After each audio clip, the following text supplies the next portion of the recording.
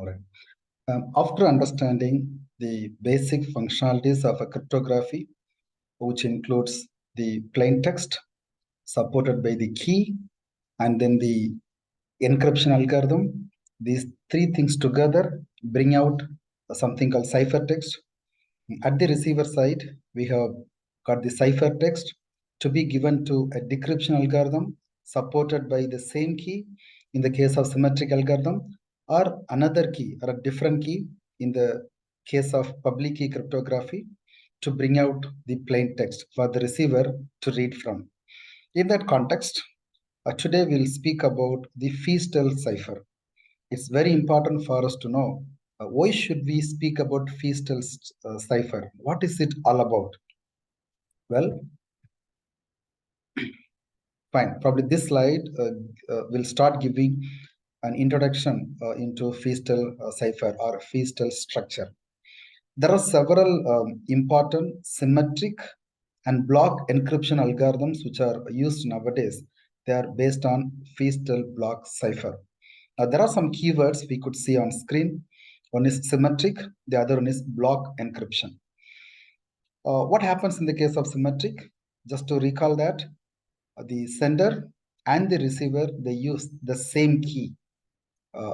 In other words, the sender uses a key for encryption to produce the ciphertext, and the receiver uses the same key to bring out the plain text from the received ciphertext.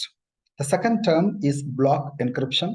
There are two ways plain text is processed to bring out ciphertext. One is the block encryption, the other one is stream encryption. I thought we should speak about these two probably with a little more clarity before we jump into the actual Feistel structure. By the way, what is a block cipher? I read for you. A block cipher is one in which a block of plain text is treated as a whole and used to produce a ciphertext block of equal length. Of course, when we speak about the plain text, it may be varying in length. Let's say a block of 8 bits or 16 bits or 64 bits and so on. They are treated as a whole to bring out the ciphertext block of equal length, which means the ciphertext and the plain text are of in equal size. If you give 8 bits as the input, you bring out 8 bit as output, which is a ciphertext. The same thing is shown in the graphics as on the screen. You got the encryption algorithm waiting to receive the plain text, and it also takes in the key as another input to process and to produce ciphertext. You could see the plain text, which is of length B bits. Now, this is a simple representation of a block encryption, a block cipher in other words. If an encryption algorithm can take up only 16 blocks, 16 bit as a block, and your input is more than that, fine, you can segment the input into various 16-bit blocks. So in a simple representation, where plain text, which is of B bits in size, is given as the input to the encryption algorithm, and then the ciphertext is produced. At the receiver side, the ciphertext is given as the input. Notice the size doesn't change. It's still maintained as B bits, all right, as the size of plain text. Then it goes to the decryption algorithm, where the key appears again as additional input to the decryption algorithm.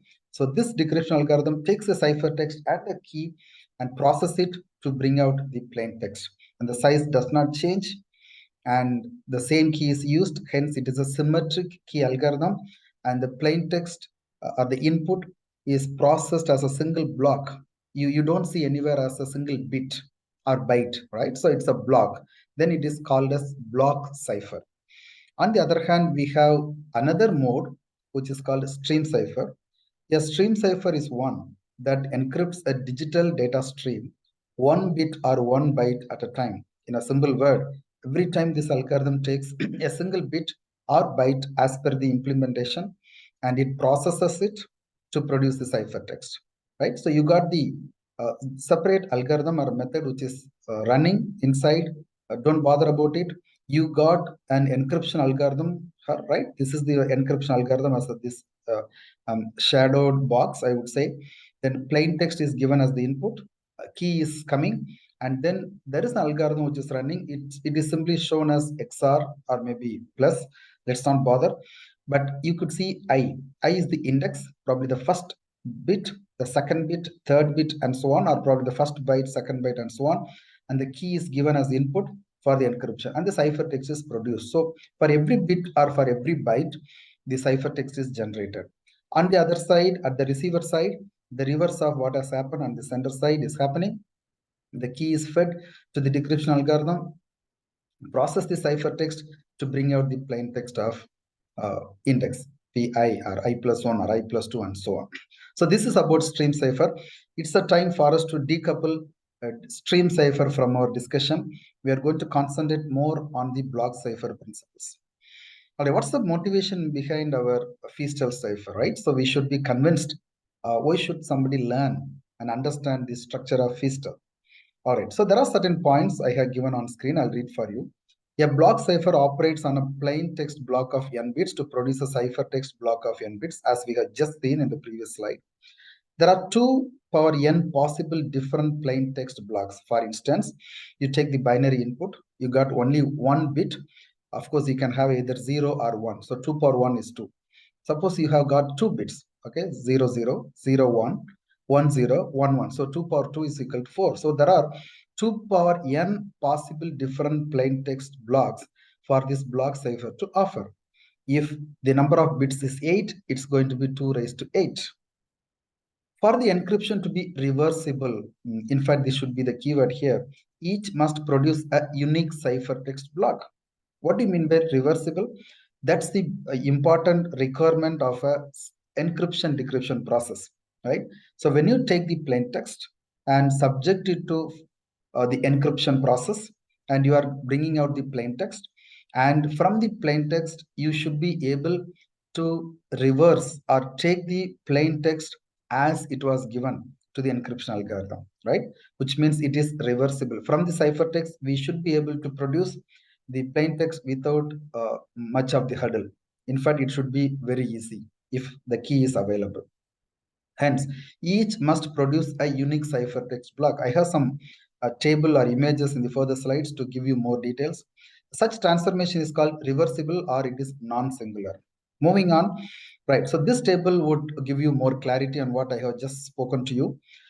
Look at the table which is shown on the right hand side, for instance, right? So you have got plain text on one column and the corresponding ciphertext on other column. So there are 2 bits, as we could see, 2 power 2, 4. There are 4 inputs, possible inputs, 0, 0, 0, 1, 1, 0, and 1, 1. And this table also produces a corresponding mapping to the ciphertext. Just think it about maybe a book where this is the input and there is a mapping given in the table to bring out the ciphertext. So 0, 0 is the input. You can bring out 1, 1 as the output, the corresponding ciphertext. So whenever you give 0, 0, it will produce 1, 1 as the output. Moving on, 0, 1 is mapped into 1, 0. So if the input is 0, 1 in the plain text, your ciphertext you will get as 1, 0. Then 1, 0 is mapped to 0, 1. 1, 1 is mapped to again 0, 1. Now there is a problem here. All right, because encryption is possible. Whenever you give 0, 0, you get 1, 1. 0, 1 is mapped to 1, 0, and so on.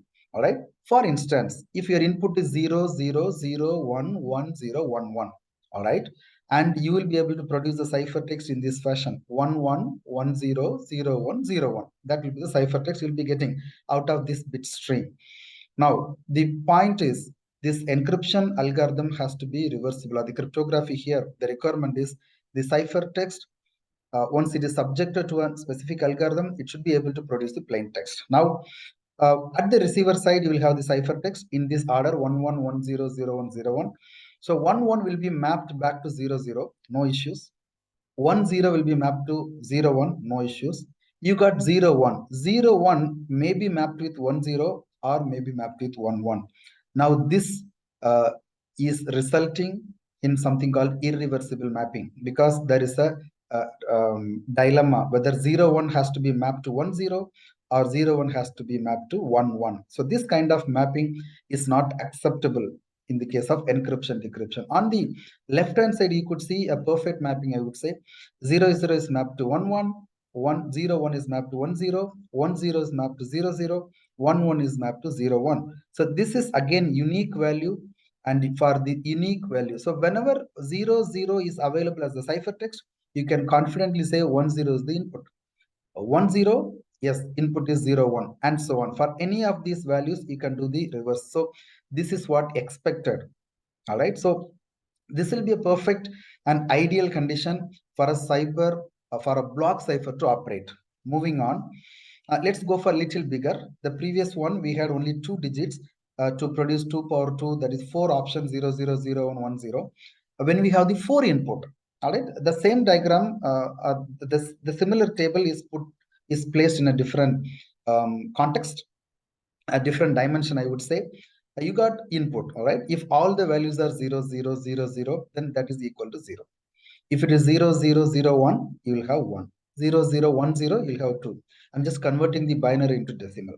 And if you continue that, 1 1 1 1 is equal to 15. All right. So when you have all these inputs as given, so there is a decoder which is available. 4 input is given. Let's say 1 0 1 0. That is equal to, yes, that is equal to 10, right? So when this value is given as the input, now for the value 1, what is the corresponding mapping? It is 4. All right. So if it is 10 for 1 0 1 0, the corresponding mapping is 6. So the output will be 0. I'm sorry. What is that value? 0 1 1 0, if I'm right.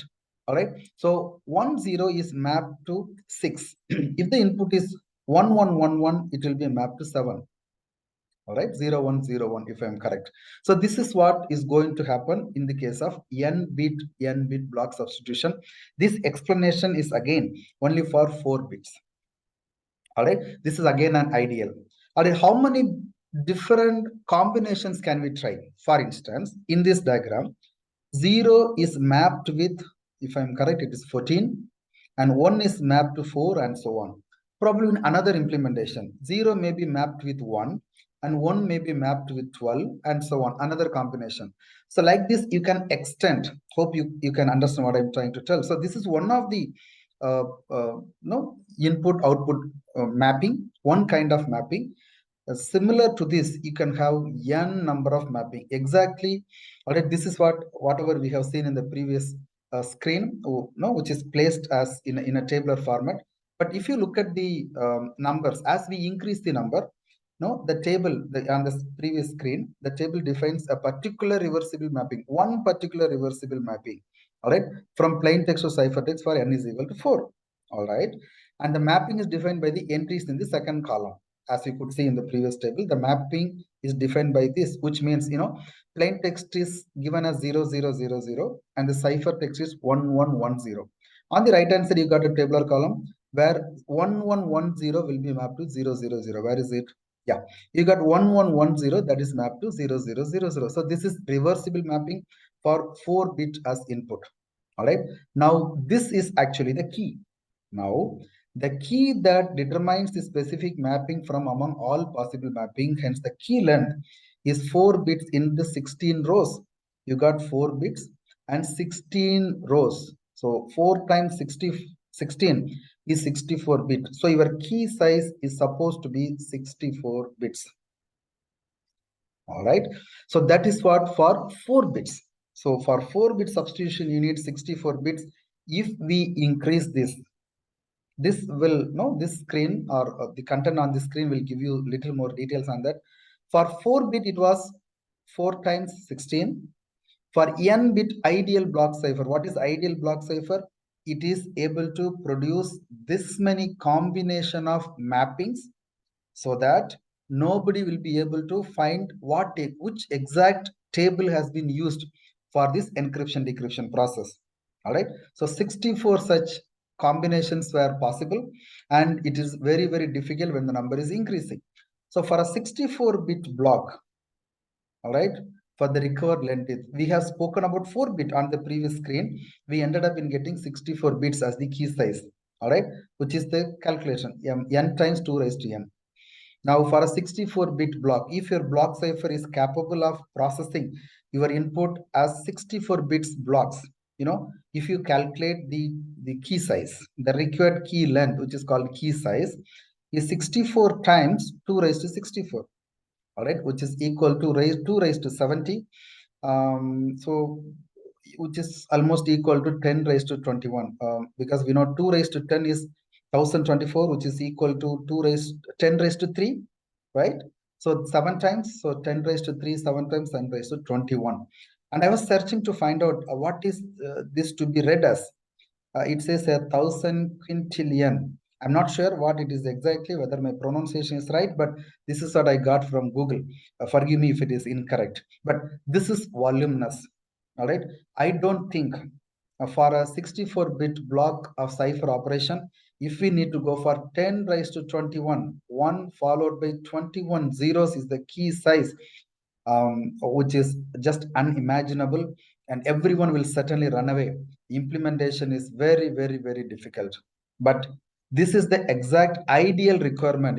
There is a word, ideal block cipher. This is what the requirement is. But the problem is meeting such ideal requirement is really ideal, but it is near impossible. That's the reason we are following what Feistel has said. In fact, it was given by Shannon. All right, what's the aim of this Feistel cipher? We have now understood the complexity involved in the block cipher. In order to thwart the, I think there was a word I have written here. Where have I spoken about it? Okay, I'm sorry, I have missed that line. But anyway, it is very, very important for us to withstand the cyber attacks, all right, or the attacks on the cryptography content. So the Feistel's objective is this: to develop a block cipher, or to develop an encryption decryption algorithm following the block encryption methodology with a key length of k bits.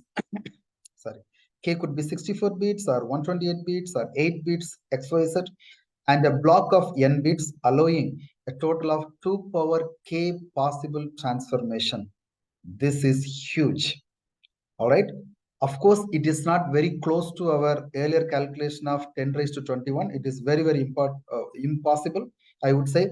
But this is almost the near expectation or near ideal requirement, 2 power k possible transformation. But interestingly, he uses very simple substitution and permutation method. All right, that brings some solace, that there is a ray of hope that we can realize what is expected from the ideal block cipher encryption decryption process. Right. What is substitution? What is permutation? This is a normal English word. I have put some statement on screen. In the case of substitution, each plain text element or a group of elements is uniquely replaced by a corresponding ciphertext element or group of elements. I would rather read this way: each plain text element is uniquely replaced by a corresponding ciphertext element. For instance, if your input is A, all right, in your input, for example, computer science and engineering is the word. You got C, then O, M, P, U, T, E, R, and so on, right? So wherever C occurs in the plain text, it may be mapped with an alphabet called X, for instance. All right. Wherever O comes, the alphabet O, this will be mapped to the corresponding, let's say, L, for instance, right? So whenever this particular alphabet or the element occurs, I use the word element because it is not only pure English alphabets, it could be 1 or 2 or 3, the numbers or the special characters, anything for that matter. So let's say it's an element. So an element A, whenever it occurs in the plain text, it will be replaced by a same another element all the time. 10 times the alphabet A occurs in your plain text, all the 10 times it will be replaced by the same element, for instance, X. All right. Wherever T comes in the plain text, whenever the alphabet T occurs in the plain text, the corresponding ciphertext will have, let's say, C. All right. So element is uniquely replaced. This is called substitution. Okay. What is permutation? All right. You can understand. I read for you. A sequence of plain text element is replaced by a permutation of that sequence. Not very clear, but you can read this line, which I have given in a smaller font, perhaps. No elements are added, or deleted, or replaced in the sequence. Rather, the order in which the elements appear in the sequence is changed. Jumbled, a simple word to understand. Okay. If the input is ABC, the output could be CAB. All right. Otherwise, BCA, something like that. So the order is only changed, but nothing is replaced. Now, the Feistel cipher includes, or it exercises, the power of substitution and permutation. In fact, the combination of substitution and permutation has led to the realization of the almost ideal block cipher requirement. All right, why should we go for this substitution permutation? You could see it was given by Shannon. I think it was in 1954 or 1947, if I'm correct, to frustrate the statistical cryptanalysis. I thought I will recall what is this statistical cryptanalysis. I'll tell the example. Suppose your input is welcome. All right. You have got 2 times the alphabet E comes. WELCOME. 2 times this E comes. All right. Now, when you go for the ciphertext, all right, because the substitution makes the same element, uses the same element to replace this alphabet every time. In the ciphertext, if E is replaced with X sometimes, the same E is replaced by same X the other occasion as well in the ciphertext. So your ciphertext will have 2 times X. Wherever E occurs, X is also occurring. All right. So a statistical analysis has been done on English language, which has revealed a lot of characteristics of English.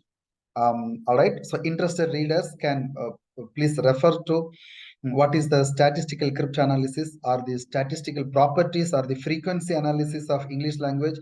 You can just Google it to get more details.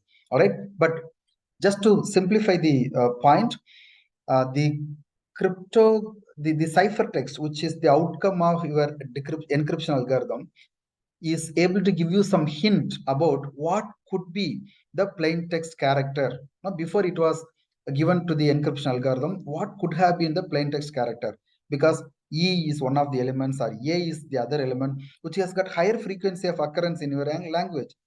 Mainly, these vowels have got a lot of occurrences than the other elements in general. But of course, a clear histogram is available for you to know more about it. Now, it is very, very important to frustrate or confuse the cryptanalytic people, or the attackers, I would say, if they are doing for any negative expectation or purpose.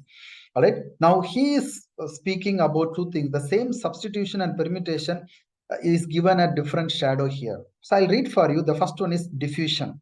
All right. It says the statistical structure of the plain text. What is the statistical structure of plain text? For example, if it is English, the vowels are often coming, or the occurrence of vowels is really more. Okay, is dissipated into long range statistics of the ciphertext. All right. So the statistical feature of the plain text will not be seen in the ciphertext. From that, you cannot conclude, from the ciphertext, you cannot conclude, okay, this comes often, so this may be corresponding to this particular alphabet in plain text. No, this is just to frustrate or make the life of the cryptanalyst difficult. So this diffusion comes into picture. So I have given a small example at the bottom, second half of the screen. The example is to encrypt a message M. So the message is having number of alphabets. This is the first element, a second element, third element, and so on, of the characters with an averaging operation. For example, YN is the ciphertext. Okay, your input is M, and these are all individual alphabets. To bring out a corresponding ciphertext, so this formula is used. This is summation of I to K. K is number of alphabets or the elements in your plain text, where the original message, let's start with 1, I is equal to 1, right? Where MN, for example, if it is the first element, so N is also 1 here. So the first element plus 1, all right? So first, when M1 is occurring, the corresponding ciphertext could be a particular element, and the modulus is 6. After some time, let's say at I value is 10 and N value is 25, for instance. Okay, so 25th character in the ciphertext will be equal to M this n is going to be 25 plus I is also going to be 10. That's what I said. That's going to be 35. And mod 26 will give you after Z, you should go for A. Okay, mod 26 is used just to wrap around the ciphertext preparation based on the English word. Okay, A is 1, B is 2, C is 3, and so on. You got Z 26. And then after Z, you don't have any alphabet. So you should wrap around to come back to A, B, C, D. So for example, if it is 27, it's going to be A. 28 is going to be B. All right. Probably 52 is going to be Z again. 53 is going to be A. So for every 26, there will be a wrap around, come back. It's like a circular. All right. So this is how. So what happens when the first alphabet is A? It may replace with X. When the third alphabet is also A, it will not replace with X. It may be something like C or D or E. All right. So that is how the statistical feature of the plain text is dissipated over the whole range or the long range of the ciphertext. This is one of the achievements Feistel has made by using diffusion. Then the second one is confusion. Interesting. I read for you. Seeks to make the relationship between the statistics of the ciphertext and the value of the key as complex as possible to thwart attempts to discover the key. Major attack on the ciphertext, on the cryptography, is to find the key. I have mentioned earlier in one of the classes that we know if you are having a key and the lock, you know how to use that lock and key, but which key is the question. If there are thousands of keys given to you to unlock probably one lock, padlock, you have to, the worst case, you have to try all the 1,000 keys. All right, then how are you going to find it which key? But you have to finish that in 30 seconds, for instance. Many a times it is impossible if you go for the brute force attack. All right, so finding the key is important. If somebody is able to track and deduce the key from the ciphertext or from any source, a whole of your cryptography is done. Okay, what is that? Yes, because the algorithm is open. We have already spoken about this. It's an open document which is available everywhere, and now your key is also available, and there is no wonder why somebody will be able to certainly deduce the plain text out of it. Now the confusion is another objective by the Feistel given by Shannon, right, where the relationship between the ciphertext and the key cannot be deduced. So it creates a lot of confusion, probably a complex one, that it is nearly impossible to deduce the key from the given ciphertext, because you got the plain text, you got the key, and the plain text and the key works together to bring out the ciphertext. So from the ciphertext, the influence of key will certainly be present, right? So from that, key may be deduced. Now, Feistel structure, the Shannon has been very careful to introduce the confusion that from the ciphertext, it is impossible for you to deduce the key by using the statistical analysis on the ciphertext. Okay, so these are the two major things, diffusion and confusion by Feistel. All right, moving on. So this is the Feistel cipher structure, a single round. Okay, there are n rounds of identical operations will be carried out. This is very, very simple for you to understand. Of course, I have placed one slide to put all these things as step-by-step or theory-based. So you have got your input, let's say it is 64 bits. Okay, I'm just taking it as for example.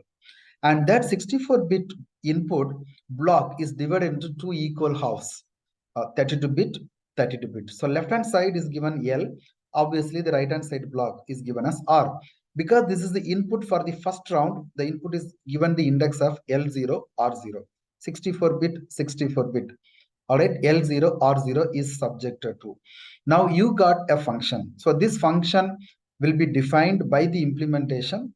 All right, but for the time being, this is a function. What does it do? It may do anything as per the implementation. Now this function is taking a key called K1. All right, so this is the key which is given for first round. As you could see, this is round 1. So this is given as input for round 1. So the function takes the key 1 and R0, the right hand side block, as the input. Then it produces some intermediate value that is XORed with left hand side value L0. Okay, it is going to be 32-bit This is also going to be 32-bit, and they are subject to the XOR operation, and then there is a swapping.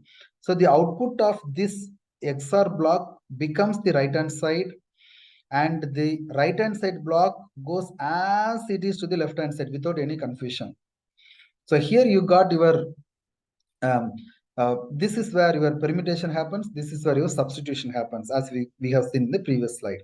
This is one round of Feistel structure. Feistel says, boss, you can go for n round of such operation, 15 rounds or 16 rounds. All right. But we are going to speak about some trade-off about how many rounds we should have it. But for the time being, it is very important for us to understand what is happening in the single round. So I repeat what I have just uttered to you. You got a plain text input of size L. So L is divided into L by 2. All right, two equal halves.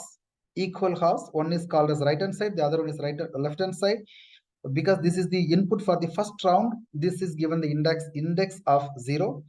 And the right hand side is given as the input to the function, which also takes in round key 1. And then the output is XORed with left hand side, and then that is made as input for next round. You have got round 2 here. If we could draw, we have got round 2. So this R1 will become the input. So what has happened here, the same thing will be repeated here. So like this, you can go for 10 rounds, 15 rounds, 16 rounds, and so on. All right. And finally, the left and right hand side contents have to be swapped to produce the ciphertext. So a more clearer picture is given here. As you could see, you got the left hand side input, okay, and you got the right hand side data which goes to the function. Then the key is given to this, and after this is goes for the XOR operation, but the output is straight away go to the left hand side, and the round continues, and it goes on and on and on, and finally you got the output as a ciphertext. All right, so this is executing, this is exercising the diffusion and confusion, in other words permutation and then substitution. Moving on, this is the theory part I mentioned just now. All right, I read for you and then explain whenever required.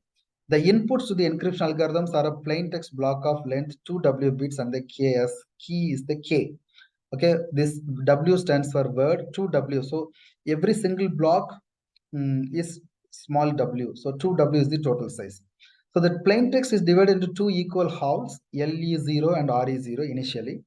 The two halves of the data pass through n rounds. N is not mentioned by Feistel, but we'll speak about the trade-off. N rounds of processing and then combine to produce the ciphertext block. Each round I, first round, second round, third round, has the input of, if the ith round is I minus 1, if the first round is 1 minus 1, 0 as the input. 10th round is having LE9 and RE9 derived from the previous round, as well as the sub key derived from K. So we have separate key generation algorithm which can be adopted derived from the overall K. In general, the sub keys Ki are different from K and from each other. That's very important requirement. I'll explain this point because this is just a repetition of what I have told earlier. The sub keys, there are keys which are given as the input for every round, key 1, K2, K15, K16, and so on. These keys are different from each other, which means unique keys. And another requirement is none of these keys will be equal to the original key called K. All right, if the key size is 16 bits, key 1 is also 16 bits, key 2 is also 16 bits, and so on. But none of these keys will be equal to each other. They all are unique, and they are also not equal to the actual input of K. So this is about the Feistel cipher structure. All right, there are certain parameters we need to discuss about this Feistel structure. First one is block size. You may be wondering, why should I go for smaller block, 32-bit, 32-bit? Why should I not go for a bigger block, 64-bit and 64-bit, totally 128-bit, and so on? The answer is here. The larger block sizes, it gives greater security. However, there is a word but. However, it is going to impact the decryption or encryption speed. Please remember, when we speak about the cryptography, the speed of encryption, speed of decryption is very, very important. Assume that an algorithm takes longer time to decrypt, even in the presence of the actual key, then that's not desirable. All right, a specific message has been sent, and we have found that there is a message, but we have to decrypt it. But the message is having very quick validity, which means this has to be deduced very quickly, otherwise it may create some catastrophic effect, especially in the military side, for instance. Now it is very important for you to decrypt it at the earliest possible without any latency. And in case the cipher text has to be deduced, let's say in 1 minute, and if your encryption decryption algorithm takes the biggest burden of longer or larger block size, and it takes 2 minutes to decrypt, its purpose is not served, right? So larger block size is really good to improve the security, but it impacts the speed of your processing, encryption or decryption. Generally, a block of 64 bits is considered as a reasonable trade-off. It's neither small nor bigger for the block size. Moving on the key. Of course, as I have just mentioned, if I give you only 10 keys to find out whether this key can be used to unlock a lock at the door, you had to only try 10 keys, all right? Suppose I give you 1 lakh of keys, you have to find out within this quick time. That is really interesting, right? So the largest key size means greater security. Again, there is a drawback. It will, though the author has used the word may, it will certainly decrease the encryption decryption speed, because as the number of bits increases, it goes for exponential increase in the search space, and it is going to certainly impact your actual process. So the greater security is achieved by greater resistance to brute force attack. That is true, because brute force attack means trying all possible keys. So worst case, if I give you 1 lakh as the 1 lakh keys, the key size is 1 lakh, you got to try 1 lakh key to find the actual key. The worst case could be 1 lakh. Of course, the best case could be 1. That is different story. If the first key is working, that's fine. The worst case could be the 1 lakh key, okay, the last key. All right, so that is called brute force attack. So when you increase the key size, of course, it is giving greater resistance. So generally, there is a trade-off. Anything less than 64 is considered to be inadequate in the modern cryptography. Hence, 128 has become a common size as on date. All right, so of course, you can go a little bigger, but you may have to compromise on the speed of the processing. And how many rounds Feistel can go? A single round offers inadequate. A single round is insufficient, but multiple rounds offer certainly higher security. So can we go for 25 rounds or 100 rounds? Nobody is going to stop you. But again, the encryption will take longer time. Decryption also will take longer time. Hence, a typical round is 16 rounds. As you will be seeing probably in DES, you will understand data encryption standard uses 16 rounds. And next comes the sub-key generation algorithm. I have said the key which is given as input is K, right? And there will be a key generation algorithms running to generate key for every of the round, K1, K2, K3, and so on, Kn. So the key generation algorithm also has to be very complex. And if if the complexity algorithm is higher, then cryptanalysis also is difficult. Of course, the algorithm has to be made open, but as the complexity increases, the cryptanalysis becomes difficult. And the round function f, as I said, is not defined by Feistel, it is left to the implementer. Greater complexity generally means greater resistance to cryptanalysis. So you make the function f as complex as possible so that the cryptanalysis will be difficult. Another two consideration is fast software encryption decryption. Encryption is embedded in application or utility function in such a way to produce a hardware implementation. All right, and they are normally considered to be faster. So speed of execution of the algorithm becomes a concern. So the key point is you do whatever you want. You add as complex as possible, as bigger as possible. It is open document, but you should always remember that it should be implementable in hardware. All right, and if possible, it also should facilitate the parallel processing. All right, sometimes this key is generated in happening, encryption also happening, so something may have to be done in parallel to improvise the response time, which means to reduce the response time. Okay, so that has to be considered. Second, on ease of analysis, Once we make the algorithm open for anyone to analyze and find, is it prone to any attacks, or if there is any vulnerability? All right, the analysis also should be easy. So if the algorithm is concisely and clearly explained, instead of having some hidden points which are not explored or which are not told explicitly, it should be easier to analyze that the cryptoanalytic vulnerabilities and therefore develop a higher level of assurance of its strength, which I have spoken already.